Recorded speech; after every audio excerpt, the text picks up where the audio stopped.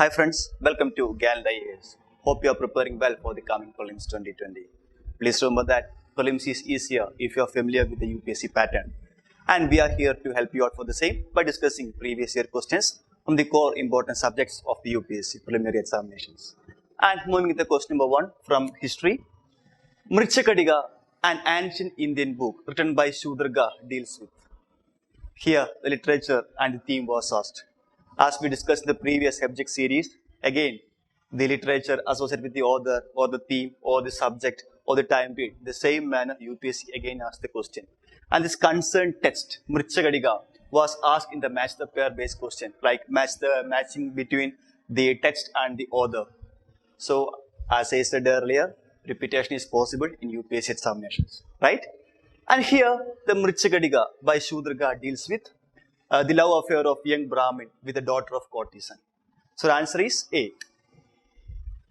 I again repeat, repetition is possible in UPSC examinations. When you understand the pattern, you can easily score marks based on these type of questions.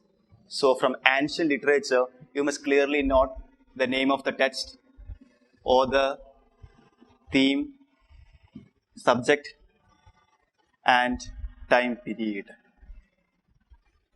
From this only UPSC asks questions, and it's clearly evident from when we analyze the previous year question papers. So answer here is Mrichakadiga deals with the love affair of young Brahmin with the daughter of courtesan. Moving to the next question from economy. Consider the following statements. In India, taxes on transactions in stock exchanges and future markets are 1. Levied by the union, 2. Collected by the states. So, transactions in stock exchanges and future market. Actually, it is a direct tax. Levied on transaction of securities which are registered in the stock market. And it is governed by the Securities Transaction Tax Act. Securities Transaction Tax Act.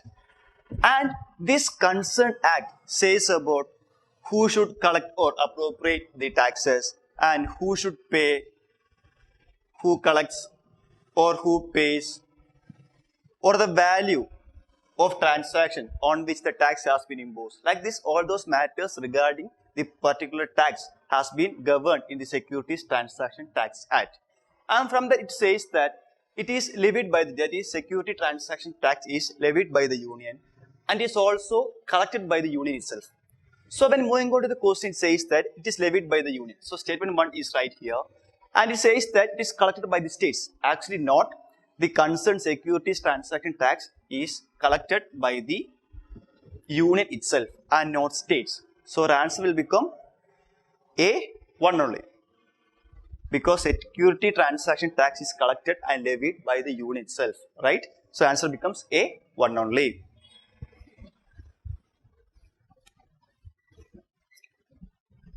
Next is from Indian polity. According to the Constitution of India, it is a duty of the President of India to cause to be laid before the Parliament which of the following? 1. The recommendations of the Union Finance Commission. 2. The report of the Public Accounts Committee. 3. The report of the CAG. 4. The report of the National Commission for Scheduled Castes. So, our Constitution mandates that the President has to lay before the Parliament some reports. And we know that recommendation of Union Finance Commission and the report of CAG, report of National Commission for Scheduled Castes and other scheduled types, these reports President has to lay before the Parliament. So, here our answer becomes 1, 3 and 4. That is option C.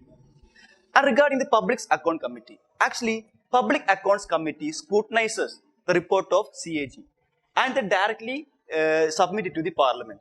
So regarding Public Account Committee, it is not the President who lay the report before the Parliament, but after scrutinizing CAG report, they themselves lay before the Parliament.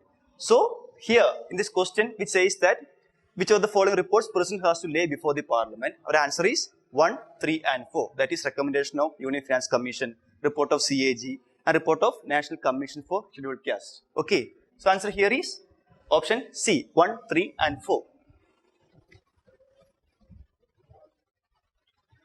Next is a map based question. Where is the volcanic mountain Mount St. Helens located? And Mount St. Helens is located in USA. It's a factual question. It's option D, USA. And regarding St. Helens, it's an active stratovolcano. Stratovolcano. And this concerned St. Helens is famous for its ash explosions.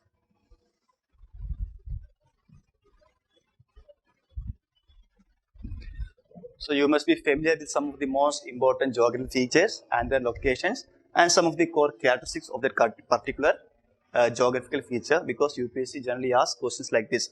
As we from of the previous HEPGEC series we discussed that some islands were asked. Say example, this concerned island is located in which sea or in which ocean. Likewise, we can expect questions, right? So be familiar with the most important geographical features and their locations.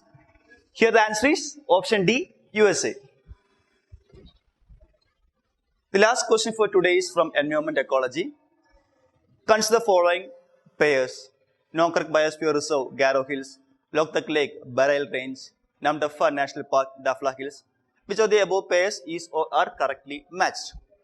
So regarding Nokrak Biosphere Reserve, it is located in Garrow Hills itself. So one is right here. Regarding Loktak Lake is in the state of Manipur, but the Bareil Range is in Assam.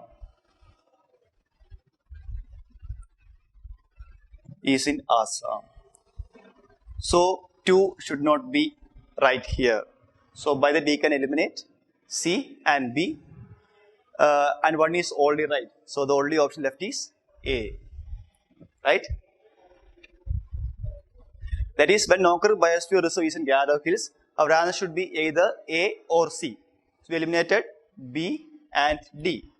And when we found that Loktak Lake is not in Bareil Range, C should also be eliminated. So we arrived at the answer A. Regarding Namdapha National Park, it is not in Dafla Hills. Even though both Namdapha and Dafla Hills are in the state of Arunachal Pradesh, Namdapha National Park is not situated in Dafla Hills. So 3 should also be wrong here. The answer here is A, 1 only. That's all for the day. Thank you for watching.